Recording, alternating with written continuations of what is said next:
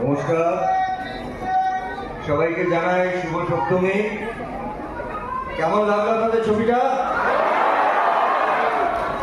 দেখুন, অনেক ছবির মধ্যেও বাঙালিরা আজকে বেছে নিয়েছেন দেবী চৌধুরানীকে, কারণ বাংলা ভাষায় বাঙালিদের একটি ছবি যেটা আমরা পুজোর সময় নিয়ে এসেছি।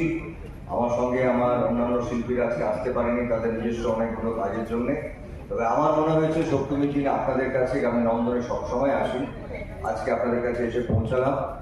আপনাদের কাছে একটাই অনুরোধ, যদি ছবিটা সত্যি ভালো লেগে থাকে, কারণ এটা জানেন এটা একটা ইতিহাস এবং বঙ্কিমচন্দ্র চট্টোপাধ্যায়ের একটা অসাধারণ একটি সাহিত্য নিয়ে ছবি করা প্রায় আমরা বন্ধই করে দিয়েছি, কিন্তু এই ছবিটা শুভ্রজিৎ মিত্র আমাদের যিনি পরিচালক চেষ্টা করেছেন সাহিত্যকে রেখে এবং সেই সময়কার ইতিহাসকে রেখে এই ছবিটা বানানো।